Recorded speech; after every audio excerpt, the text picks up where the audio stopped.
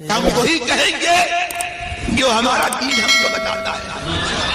عمل کرو تو تمہارا بھلا ہے، نہیں کوئی عمل کرے تو نقصان ہمارا نہیں ہے، اسی کا نقصان. نحمده ونصلي ونسلم على رسوله الكريم اما بعد فاعوذ بالله من الشيطان الرجيم بسم الله الرحمن الرحيم وإما ينسينك الشيطان فلا تقعد بعد الذكرى مع القوم الظالمين صدق الله العظيم وبلغنا رسوله النبي الكريم ونحن على ذلك لمن الشاهدين والشاكرين والحمد لله رب العالمين. السلام علیکم ورحمۃ اللہ وبرکاتہ. درود پاک کا نذرانہ پیش کر لیں. اللہم صلی علی سیدنا و مولانا محمد وبارک وسلم صلاۃ و سلاما علیک یا رسول اللہ صلی اللہ تعالی علیہ وسلم.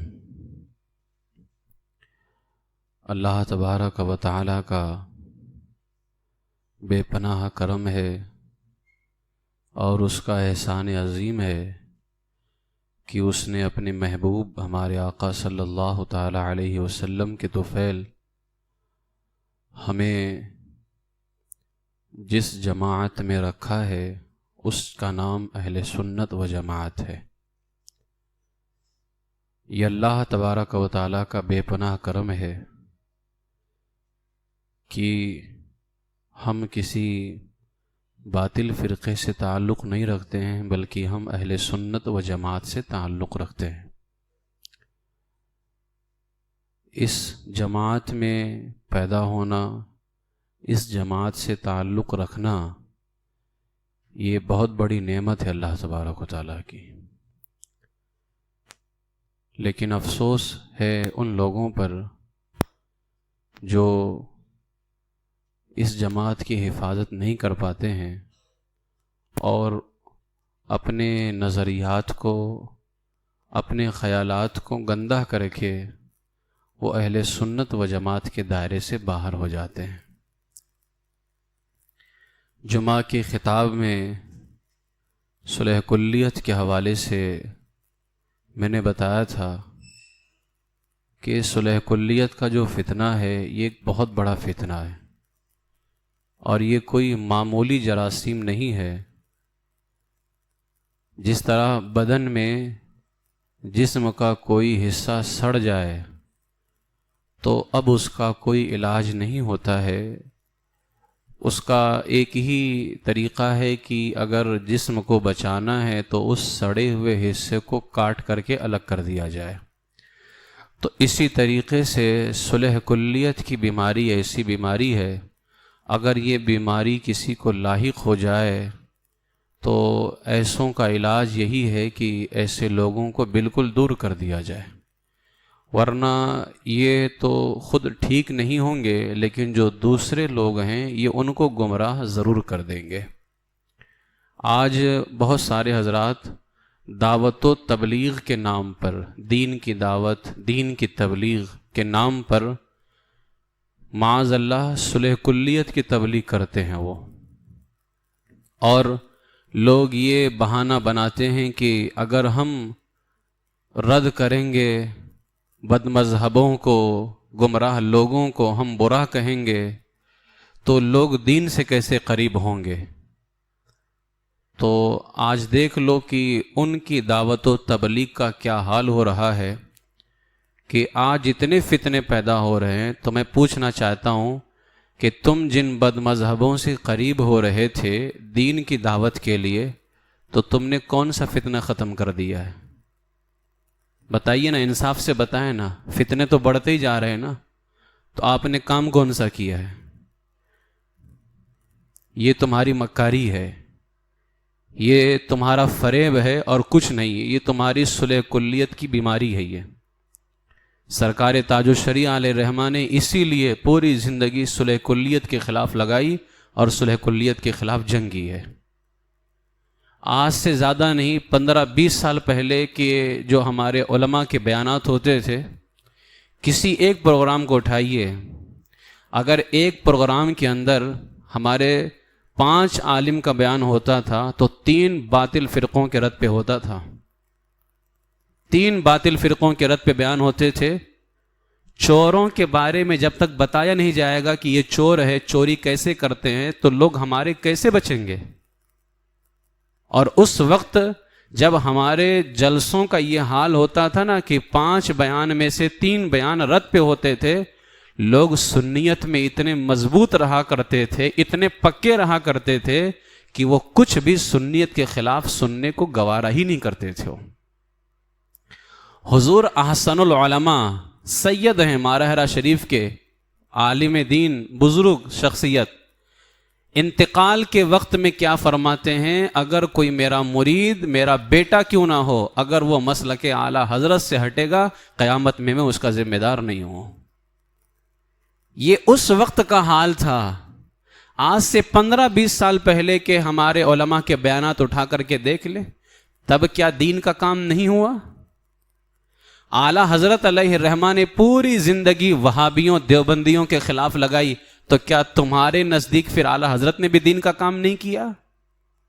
کیونکہ اعلیٰ حضرت تو پوری زندگی رد کرتے رہے، اور جتنا اعلیٰ حضرت نے رد کیا ہے تو اتنا تو کسی نے رد نہیں کیا ہے. تو تم دعوت و تبلیغ کے نام پر معاذ اللہ رب العالمین صلح کلیت کو فروغ دے رہے ہو. آج حال دیکھ لیں. اب تک تو یہ عوام تک کے تھا کہ عوام میں صلح کلیت کی بیماری پھیلتی جا رہی تھی، لیکن اب مولوی لوگ صلح کلی ہوتے جا رہے ہیں اور عوام ہماری رافضی ہوتی جا رہی ہے. رافضی یعنی مولائی بنتے جا رہے ہیں. ان فتنوں کا ذمہ دار کون ہے؟ ان فتنوں کے ذمہ دار وہ جاہل مبلغ ہیں جو دعوت و تبلیغ کے نام پر صلح کلیت کو فروغ دیتے ہیں. رد کرنا امام احمد رضا نے لکھا ہے کہ فرض اعظم ہے، فرض اعظم. اور اللہ کے رسول سید عالم صلی اللہ علیہ وسلم کی احادیث کو آپ پڑھ کر کے دیکھیں. صلح کلیت یقیناً بہت بڑا زہر ہے یہ، اور صلح کلی کہتے اس کو ہیں کہ یہ بھی ٹھیک ہے، وہ بھی ٹھیک ہے. ایسا ہو سکتا ہے کیا؟ مرد بھی ٹھیک ہے، عورت بھی ٹھیک ہے، مرد بھی برابر ہے، اور مرد اور عورت برابر ہو سکتے ہیں کیا؟ مرد ایک الگ ہے، عورت ایک الگ ہے. جب اللہ کے رسول علیہ السلام نے فرما دیا میری امت میں 73 فرقے ہوں گے، 72 جہنم میں جائیں گے، ایک جنت میں جائے گا، تو حضور نے تو خود نہیں کہا کہ یہ سب برابر ہیں. تو آج یہ ٹھیکہ لے کر کے بیٹھ گئے کچھ لوگ کہ یہ بھی ٹھیک ہے، وہ بھی ٹھیک ہے. اور رہا یہ مسئلہ کہ ہم ان کے قریب نہیں جائیں گے تو وہ ہمارے قریب کیسے آئیں گے؟ تم نے کسی کو دین پہنچانے کا ٹھیکہ نہیں لے کر کے رکھا ہے، بس اپنی دعوت و تبلیغ کو جاری رکھو، اچھے کاموں کا حکم دو، برے کاموں سے منع کرو، اچھے عقیدے کی تبلیغ کرو، برے عقیدے کا رد کرو. ہدایت دینا اللہ کا کام ہے. ہدایت دینا، کسی کے دل میں ایمان بٹھانا، یہ تمہارا کام نہیں ہے، یہ اللہ تبارک و تعالیٰ کا کام ہے. تمہارا کام یہ ہے کہ تم اچھے عقیدوں کو بیان کرو، اہل سنت کے خیال کو، اہل سنت کے نظریے کو بیان کرو. اور یہ میٹھی اور جو ہے چپڑی چپڑی باتیں جو کرتے ہیں نا، منہ میٹھا کر کے، یہ سارے خیالات چھوڑو. فتنے بڑھتے جا رہے ہیں. آج پریشان ہو گئے ہم کہ کن فتنوں کا رد کریں، کس کا رد کریں. کبھی یہاں سے کوئی خبر، کبھی وہاں سے کوئی خبر. عاجز ہو گئے ہیں فتنوں سے. حیرانگی ہوتی ہے کہ میرے امام نے کس طرح سے سارے فتنوں کا مقابلہ کیا ہوگا، اعلیٰ حضرت علیہ الرحمہ نے. لیکن افسوس، جس اہل سنت و جماعت کو اعلیٰ حضرت نے پوری زندگی لگا کر کے فتنوں سے بچایا تھا، آج اسی احمد رضا کا نام لے کر کے بہت سارے حضرات صلح کلیت کو فروغ دے رہے ہیں، صلح کلیت کا کام کر رہی ہیں. میں کچھ احادیث پیش کرتا ہوں. ایسے لوگوں کے بارے میں کیا حکم ہے؟ میرے آقا سید عالم صلی اللہ تعالی علیہ وسلم نے ارشاد فرمایا، حضرت انس ابن مالک سے مروی ہے، حضور فرماتے ہیں اللہ تعالیٰ نے اپنے مقرب بندوں میں سے میرا انتخاب فرمایا. یعنی اللہ سے جتنے بندے قریب تھے اللہ نے ان میں سب سے افضل مجھے بنایا. پھر میرے لیے میرے صحابہ کو اللہ نے منتخب فرمایا. اس کے بعد میرے آقا فرماتے ہیں ان میں میرے صحابہ بھی ہیں، میرے سسرالی رشتہ دار بھی ہیں، اور میرے مددگار بھی ہیں. اس کے بعد میرے آقا علیہ السلام فرماتے ہیں وَسَيَأْتِي قَوْمٌ مِّن بَعْدِكُمْ يَسُبُّونَهُمْ، اے میرے صحابہ تمہارے بعد کچھ لوگ ایسے آئیں گے جو میرے صحابہ کو برا کہیں گے. یا فرمایا میرے آقا علیہ السلام نے يَنْتَقِصُونَهُمْ، انہیں گالیاں دیں گے، میرے صحابہ میں کمیاں تلاش کریں گے. میرے آقا علیہ السلام نے فرمایا جب ایسے لوگ آئیں جو میرے صحابہ کو گالی دیں یا میرے صحابہ میں کمیاں تلاش کریں، اب حضور کیا فرماتے ہیں فَلَا تُجَالِسُوهُمْ وَلَا تُوَاكِلُوهُمْ وَلَا تُشَارِبُوهُمْ وَلَا تُنَاكِحُوهُمْ وَلَا تُصَلُّوا مَعَهُمْ وَلَا تُصَلُّوا عَلَيْهِمْ. فرماتے ہیں میرے آقا علیہ السلام تو تم ان لوگوں کے ساتھ نہ بیٹھنا، نہ کھانا پینا، نہ ان کے ساتھ شادی بیاہ کرنا، نہ ان کے ساتھ نماز پڑھنا، نہ ان کے جنازے میں شریک ہونا. حضور کو دین پھیلانے کا شوق نہیں تھا؟ کیا حضور نہیں چاہتے تھے کہ اللہ کا دین زیادہ سے زیادہ پھیلے؟ جس محبوب نے طائف کے بازار میں پتھر کھائے دین کی خاطر، کیا اس محبوب کو دین کی فکر نہیں تھی؟ تو یہ تمہاری مکاری ہے کہ تم دین کا نام لے کر کے صلح کلیت کی تبلیغ کرتے ہو. اعلی حضرت علیہ رحمت و رضوان کا جو طرز ہے اور اس زمانے کے اندر جو حضور تاج الشریعہ علیہ الرحمہ نے طرز اپنایا ہے، اگر صحیح معنوں میں دین کا کام کرنا ہے تو تاج الشریعہ کے فکر کو اپنانا ہوگا، ورنہ تم دین کا کام نہیں کر رہے ہو اور فتنے پیدا کر رہے ہو. اور ہم دیکھ رہے ہیں اتنے فتنے ہو چکے ہیں آج کی سمجھ میں نہیں آتا ہے کہ کبھی کبھار تو بہت تکلیف ہوتی ہے کہ آخر کیسے اللہ کے فضل سے، اب ہم اپنی بھی کیا بات کریں، یہ تو میرا رب ہے جو ہماری حفاظت کر رہا ہے، کیسے ہمارے نوجوان بچیں گے؟ کس طرح؟ اب کس نوجوان کو ہم جا کر کے پرسنل بچائیں گے بتائیے نا؟ کن کے گھروں میں ہم گھس کر کے جا کر کے بچائیں؟ ہر طرف فتنے ہی فتنے پیدا ہو رہے ہیں. اس کی واحد وجہ یہی ہے کہ ہم لوگوں نے صرف اپنی زبان کے اندر میٹھا پن پیدا کیا. میٹھا پن رکھو، لیکن جو ہمارا سنی بھائی ہے اس کے لیے میٹھا رکھو، اور جو سنیت سے باہر ہے اس کے لیے تم بالکل سخت بن کر کے رہو، سخت بن کر کے رہو. اچھے عقیدوں کو، کسی شرابی کو بالکل تم قریب کرتے رہو، اس کے ساتھ شراب پیتے رہو اور یہ تصور کرو کہ وہ شراب چھوڑ دے گا. یہ کہاں کا انصاف ہے کہ تم شرابی کو قریب بھی رکھے رہو، اس کے ساتھ شراب بھی پیتے رہو اور یہ تصور کرو کہ وہ شراب چھوڑ دے گا؟ تو ایسا تو نہیں ہو سکتا ہے. اور ان لوگوں کی مکاری تو تبھی سمجھ میں آ جاتی ہے. اچھا، جو لوگ یہ کہتے ہیں حضور کے دشمنوں کے حوالے سے کہ ہم ان کے قریب اس لیے جاتے ہیں کہ وہ دین کے قریب آئیں گے، اچھا وہی جو حضور کی گستاخی کر رہا ہے اس کے قریب تو جا رہے ہیں، اگر وہی بندہ آ کر کے اس کے باپ کو ایک تھپڑ مار دے تب دیکھو کیا حال ہوگا. اب وہی دور ہوگا کہ نہیں ہوگا؟ اب دین نہیں پھیلانا ہے اس تک کے، تو تمہارے باپ کو اگر آ کر کے تھپڑ مار دے تب تو تم الگ ہو جاتے ہو، تب دین نہیں پھیلانا ہے. تو اس کا مطلب یہی ہوا کہ تم دین نہیں پھیلا رہے ہو، تم صلح کلیت پھیلا رہے ہو. تمہارے دل میں ان کی محبت ہے، یا تو تم اپنا کوئی دنیاوی کام نکالنا چاہتے ہو، یا تو پھر معاذ اللہ ان کے ساتھ تمہارا اٹھک بیٹھک، تمہارا کوئی خاص رشتہ ان کے ساتھ میں پایا جا رہا ہے جس کی بنیاد پر تمہیں ان کا رد کرتے ہوئے، تمہیں انہیں برا کہتے ہوئے موت آتی ہے. فکر اللہ اس کے رسول کی ہونی چاہیے، تب بندہ رد کرتا ہے، جو امام احمد رضا کی فکر تھی. امام احمد رضا نے کبھی اللہ اس کے رسول کے علاوہ کسی کا سوچا ہی نہیں. اسی لیے اعلیٰ حضرت نے فرمایا انہیں جانا انہیں مانا، نہ رکھا غیر سے کام. جب بندے کی فکر یہ بنتی ہے نا تب وہ کسی کی پرواہ نہیں کرتا ہے، پرواہ صرف اس کی کرتا ہے جو اللہ اس کے رسول کا ہو جاتا ہے. میرے آقا سید عالم صلی اللہ تعالی علیہ وسلم نے ارشاد فرمایا، اور یہ اگر بندہ گمراہی سے بچنا چاہتا ہے تو حضور نے جو علاج بتایا وہ علاج اپنانا ہوگا. حضور علیہ السلام نے فرمایا نا فَإِيَّاكُمْ وَإِيَّاهُمْ، تم ان کو دور کر دو اور اپنے آپ کو ان سے دور رکھو. لا يضلونکم ولا یفتنونکم، کہیں وہ تمہیں گمراہ نہ کر دیں، کہیں وہ تمہیں فتنے میں نہ ڈال دیں. تو حضور علیہ الصلوۃ والسلام نے تو دور رہنے کو کہا ہے، حضور علیہ السلام نے تو دور رہنے کو کہا ہے نا. کیا میرے آقا علیہ الصلوۃ والسلام نہیں جانتے تھے کہ قریب جائیں گے تو یہ دین کی تربیت دے گا، دین کی تبلیغ کرے گا، دین کی تعلیم دے گا؟ حضور تو فرماتے ہیں قریب جاؤ گے وہ تمہیں گمراہ کر دیں گے، وہ تمہیں فتنے میں ڈال دیں گے. اور حال یہی ہو رہا ہے، میرے آقا علیہ الصلوۃ والسلام کا ایک ایک فرمان کتنا سچ ثابت ہو رہا ہے. جب تک امام احمد رضا کی تبلیغ پر تعلیم پر لوگ عمل کرتے رہے, ان کو دور کر کے رکھے, لوگوں کی سنیت مضبوط تھی, لیکن جب دین کے نام پر, تبلیغ کے نام پر وہابیوں سے قریب ہونا شروع ہو گئے, لوگ فتنے میں مبتلا ہو گئے.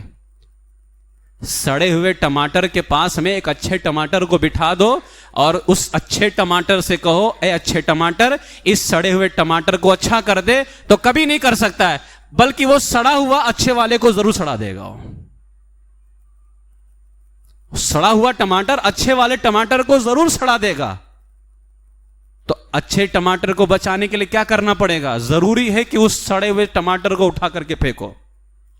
یہی علاج میرے آقا علیہ السلام نے فرمایا, فَإِيَّاكُمْ وَإِيَّاهُمْ. اگر علاج چاہتے ہو گمراہی سے بچنے کا, تو علاج میرے غلاموں یہی ہے کہ تم ان گمراہوں کو اپنے سے دور کر دو اور اپنے آپ کو ان سے دور رکھو, تبھی تم گمراہی سے بچو گے. جو مصطفیٰ نے علاج بتایا اس علاج کو نہیں اپنانا ہے تو ظاہر سی بات ہے فتنے تو پھیلیں گے ہی, گمراہی تو پھیلے گی. گمراہی سے بچنا ہے تو مصطفیٰ کریم صلی اللہ علیہ وسلم کا بتایا ہوا علاج ہی ہمیں کافی ہوگا. میرے آقا سید عالم صلی اللہ تعالیٰ علیہ وسلم ارشاد فرماتے ہیں, جب کسی بد مذہب کو دیکھو. اب حضور کیا فرما رہے ہیں؟ بد مذہبوں سے ہمیں کیسا پیش آنا چاہیے, بد مذہبوں سے ہمارا کیا معاملہ ہونا چاہیے. فرماتے ہیں جب کسی بد مذہب کو دیکھو تو اس کے سامنے ترش روئی کرو, سختی سے پیش آؤ. منہ اچھا رکھ کر کے نہیں, سخت کرو اپنے آپ کو. کیوں؟ میرے آقا علیہ السلام فرماتے ہیں فَإِنَّ اللَّهَ يُبْغِضُ كُلَّ مُبْتَدِعٍ, کیونکہ اللہ تعالی ہر بد مذہب کو دشمن رکھتا ہے. جس کو اللہ دشمن رکھے اس سے اچھے منہ سے نہیں ملنا چاہیے, اس سے سخت منہ سے ملنا چاہیے. اور میرے آقا علیہ السلام فرماتے ہیں ان میں سے کوئی پل صراط پر گزر نہ پائے گا, یعنی بد مذہبوں میں سے کوئی پل صراط پر گزر نہیں پائے گا, بلکہ ٹکڑے ٹکڑے ہو کر کے آگ میں گر پڑیں گے جیسے ٹڈیاں اور مکھیاں گرا کرتی ہیں. اس طرح سے وہ بد مذہب گرے گا. اگر تم پل صراط پر بچنا چاہتے ہو تو بد مذہبوں سے اپنے آپ کو دور رکھو. یہ میرے آقا علیہ السلام تو اسلام کی تعلیم ہے.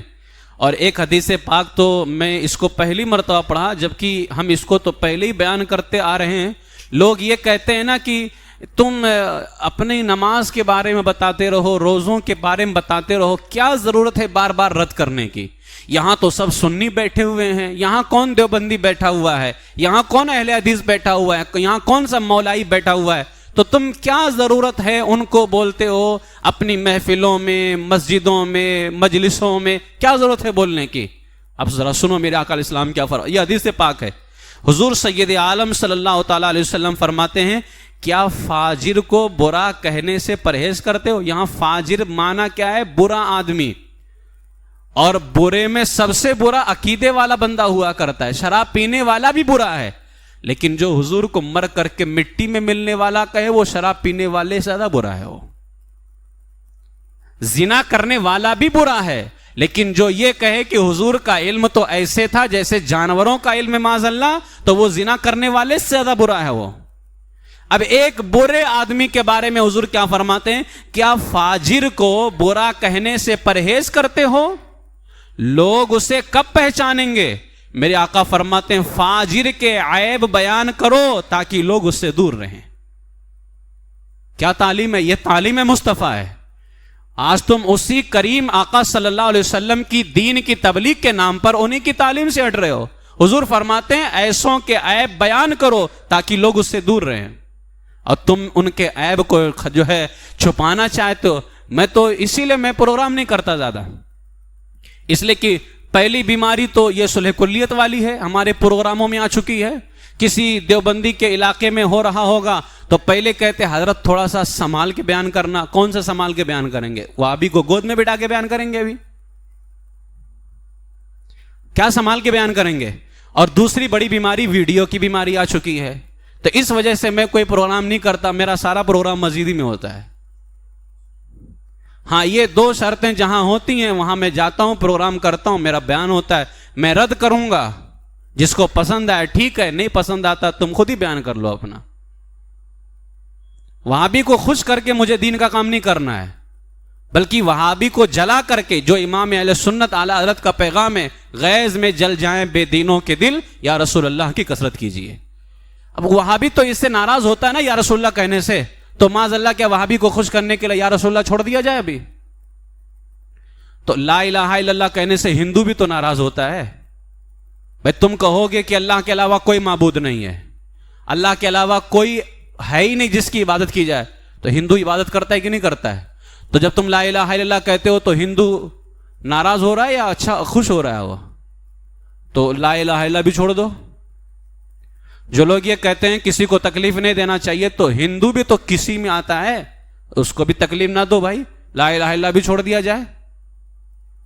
یہ سب فضول کی باتیں ہیں، صلح کلیت والی باتیں ہیں کہ بیان ایسا کرو کہ کسی کو تکلیف نہ ہو.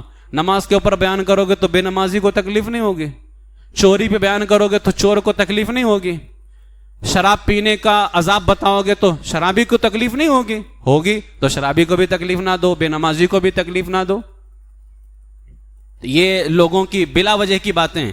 لہٰذا اپنے آپ کے اندر وہ طریقہ پیدا کریں جو میرے آقا علیہ الصلوۃ والسلام نے طریقہ دیا ہے، جو میرے آقا علیہ الصلوۃ والسلام کے صحابہ نے دیا ہے.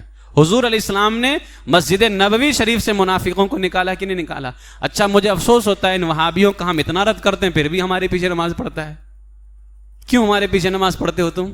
ہم تو نہیں جاتے کبھی، ہم تو کبھی نہیں جاتے نا، تم کیوں آتے ہو پیچھے پڑھنے؟ ایک طرف ہمیں کہے گا یا رسول اللہ کہنے والا مشرک ہے، یعنی شرک کر رہا ہے، شرک کرنے والے کے پیچھے نماز ہو جاتی ہے. تو میں تو یا رسول اللہ کہتا ہوں، پھر میرے پیچھے پڑھتا کیوں ہے؟ تو یہ وہابیوں کا حال ایسا ہے. میرے آقا سید عالم صلی اللہ تعالیٰ علیہ وسلم نے مسجد نبوی شریف سے منافقوں کو نکالا. میں نے جمعہ کے دن بتایا تھا کہ یہ مسجد نبوی شریف کے اندر آ کے بیٹھے ہوئے تھے. یہاں میں ایک بات کہنا چاہتا ہوں، جو مسجد نبوی میں آ کر کے بیٹھے تھے وہ ٹیکا لگا کے بیٹھے تھے. کن کو حضور نے مسجد نبوی سے نکالا تھا؟ جو مسجد نبوی میں آ کر کے بیٹھے تھے کیا وہ بتوں کی پوجا کرتے تھے؟ بتوں کی پوجا کرنے والے تو سب الگ تھے. جتنے ٹیکا لگانے والے تھے، جو غیر لوگوں کی عبادت کرتے تھے، غیر خدا کی، وہ سب تو مسجد نبوی میں تھوڑی نہ آتے تھے، وہ تو سب الگ تھے. مسجد نبوی شریف میں کون آ کر کے بیٹھا تھا؟ وہ داڑھی رکھنے والے تھے. یہ وہی لوگ تھے. لوگوں کو آج سمجھ میں نہیں آتا یار، حضور علیہ الصلوۃ والسلام نے مسجد نبوی سے جن لوگوں کو نکالا وہ کیسے دکھتے تھے؟ وہ وہابیوں کی طرح ہی دکھتے تھے. وہ بالکل ان کا لباس بھی اسلامی تھا، ان کا حلیہ بھی اسلامی تھا، تبھی تو حضور کی مسجد میں آ کے بیٹھے تھے نا. بھائی آج آپ کے زمانے میں کوئی ہندو مسجد میں نہیں آ سکتا ہے، ٹیکا لگانے والا ہے، تو اس زمانے میں آ سکتا تھا؟ تو آخر کون سے لوگ تھے جو مسجد نبوی میں بیٹھے ہوئے تھے؟ اور اللہ کے رسول علیہ الصلوۃ، تو ظاہر سی بات ہے کہنا پڑے گا یہ کلمہ پڑھنے والے لوگ تھے، جو دکھاوے میں تو کلمہ پڑھتے تھے لیکن اندر سے معاذ اللہ حضور کا بغض رکھے ہوئے تھے، حضور کے علم کا انکار کرتے تھے. اور ایسے لوگوں کی پہچان، ایک شخص کی اونٹنی گم ہو گئی تو حضور علیہ الصلوۃ والسلام نے فرمایا کہ فلاں جنگل میں ہے. تو اس منافق کو کہا گیا کہ آپ کی اونٹنی کے بارے میں حضور نے فرمایا فلاں جنگل میں ہے. تو اس نے کیا کہا؟ معاذ اللہ، ان کو اس چیز کا خبر کیسے ہے، اس چیز کا علم انہیں کیسے ہو سکتا ہے؟ یعنی حضور کے علم کا اس نے انکار کیا. تو یہ سارے منافق تھے. ان کو میرے آقا علیہ الصلوۃ والسلام نے فرمایا، حضور علیہ الصلوۃ والسلام نے حدیث پاک کے اندر، کہ ان کو مسجد سے نکالو. تو صحابہ کرام نے منافقین کو پکڑ کر کے باہر نکالا.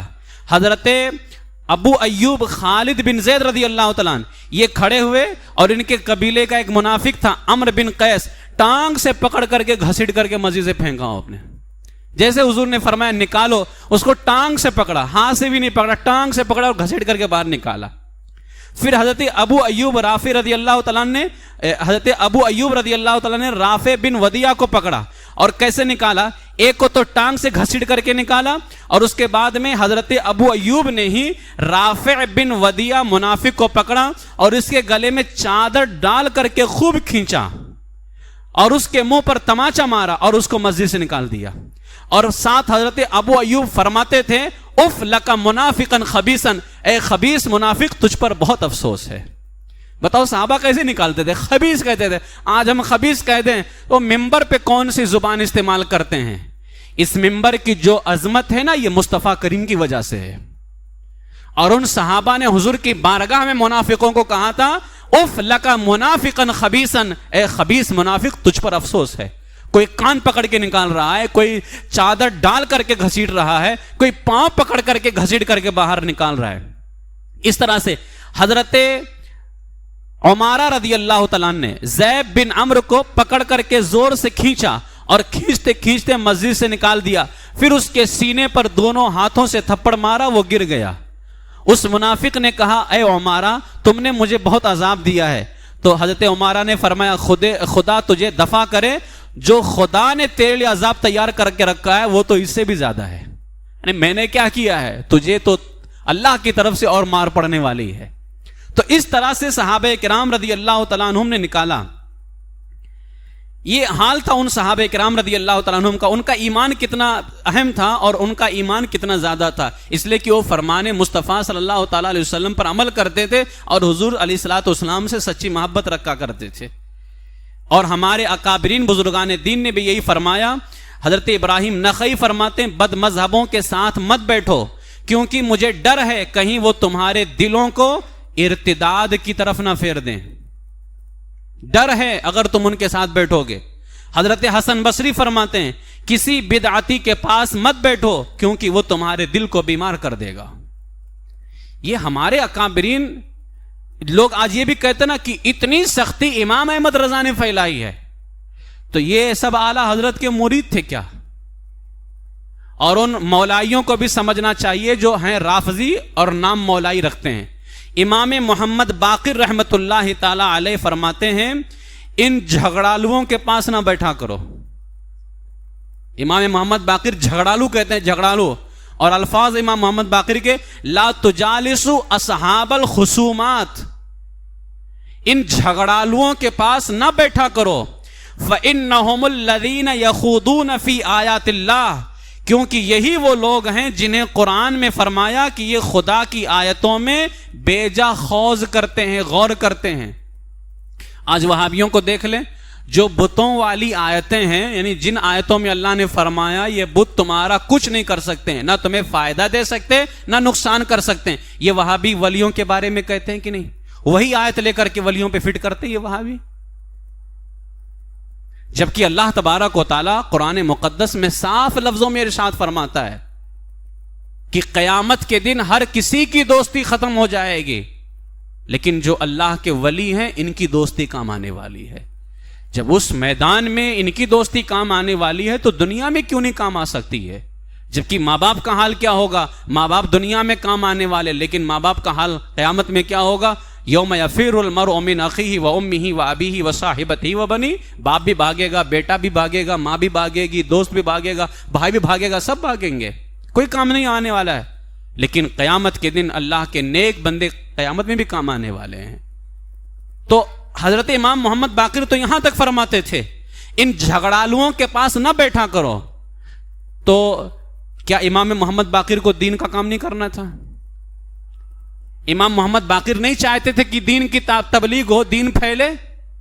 انہیں کہہ دینا چاہیے زیادہ سے زیادہ بیٹھا کرو تاکہ وہ لوگ تمہارے دین کے اندر داخل ہوں، لیکن وہ جانتے تھے۔ آخری آیت قرآن کی جانتے ہو کون سی ہے؟ الیوم اکملت لکم دینکم، محبوب آج میں نے تمہارے لیے تمہارا دین مکمل کر دیا ہے۔ جس دین کو اللہ نے مکمل کر دیا ہے تم اسے بڑھا نہیں سکتے ہو، ٹھیک ہے؟ اچھے عقیدوں کو بیان کرو، برے عقیدوں کا رد کرو۔ جس کو رسول اللہ کا دین سمجھ میں آئے گا وہ آئے گا، اور جس کو اہل سنت سمجھ میں نہ آئے وہ جائے۔ جس کو اہل سنت و جماعت کی حقانیت سمجھ میں آئے گی، دیکھو ہم بیان کرتے ہیں کہ نہیں کرتے ہیں؟ ہم تو خوب رد بھی کرتے ہیں، ہم اہل اور باندرا کے اندر رد کرنے کے معاملے میں تو ہم تو مشہور ہیں، ہے نا؟ لوگ ماننے والے، ہاتھ چومنے والے ہیں نا، کچھ کم نہیں ہوتا ہے۔ جس کو اہل سنت پسند نہیں نا وہ ہمیشہ تمہارا دشمن رہے گا، اور جس کو اہل سنت پسند ہے وہ تمہارے قریب رہے گا۔ تم بات حق کی تو کر کے دیکھو، جو اللہ اس کے رسول والا ہوگا وہ ہمیشہ تمہارے قریب رہے گا، جس کو اللہ اس کے رسول سے کوئی تعلق ہی نہیں ہے ہم تو اس کو ویسے بھی نہیں قریب رکھنا چاہتے، وہ جائے۔ اس وجہ سے اپنے آپ کے قریب جو ہے صلح کلیت کو مت آنے دو. نجات پانے والی جماعت اہل سنت و جماعت ہے. ٹھیک ہے, اہل سنت و جماعت کا جو طریقہ ہے, جو طرز ہے, وہی طرز اپنے آپ کے اندر ہمیشہ رکھو. ہمارے اکابرین نے یہی فرمایا ہے, گمراہوں بد مذہبوں سے ترک سلام و کلام کا حکم ہمیشہ کے لیے ہے. یعنی گمراہ اور بد مذہب جو بھی ہیں, ان سے سلام کلام سب چھوڑا جائے گا, چاہے کتنی ہی مدت گزر جائے, جب تک ان کی توبہ اور حق کی طرف ان کا واپس آنا واضح نہ ہو جائے. ہمارا سلام کلام ان سے اب اس وقت ہوگا جب وہ اہل سنت و جماعت کے اندر آ جائیں گے. لہٰذا اہل سنت و جماعت ہی حق ہے, اور اہل سنت و جماعت پر ہی قائم رہنا یہ کامیابی کی علامت ہے, دنیا میں بھی آخرت کے اندر بھی. جو اہل سنت و جماعت سے ہٹے, ہمارا اس سے کوئی تعلق نہیں ہے. تم کسی بھی پیر صاحب سے, سچے صحیح العقیدہ سنی پیر سے مرید رہو. ہم یہ نہیں کہتے کہ تم تاج الشریعہ سے ہی مرید رہو.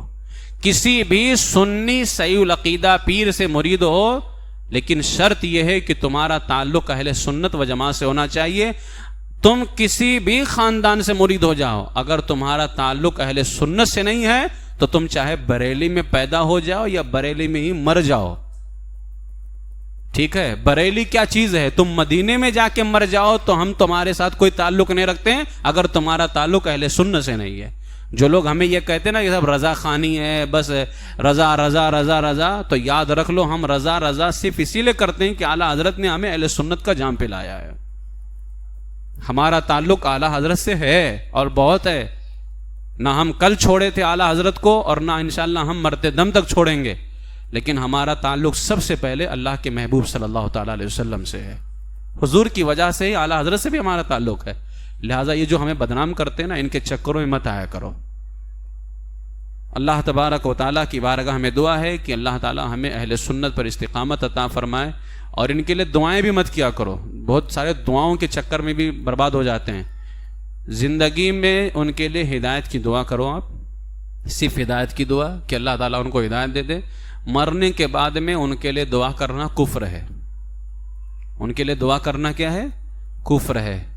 جتنے بھی صلح کلی ہیں, وہابیہ, دیابنا, باطل فرقے جتنے بھی ہیں, یہ جب تک زندہ ہیں ان کے لیے ہدایت کی دعا کرو کہ اللہ تعالیٰ انہیں ہدایت نصیب فرمائے.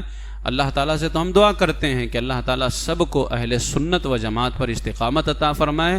اہل سنت و جماعت پر اللہ ہمیں بھی اور آپ سب کو جو ہے پوری پابندی کے ساتھ قائم رہنے کی توفیق عطا فرمائے, اور ایسے تمام دشمنوں سے اللہ تعالیٰ ہماری حفاظت فرمائے, ایمان پر زندہ رکھے اور ایمان ہی پر خاتمہ بالخیر فرمائے. وآخر دعوایا ان الحمد للہ رب العالمین.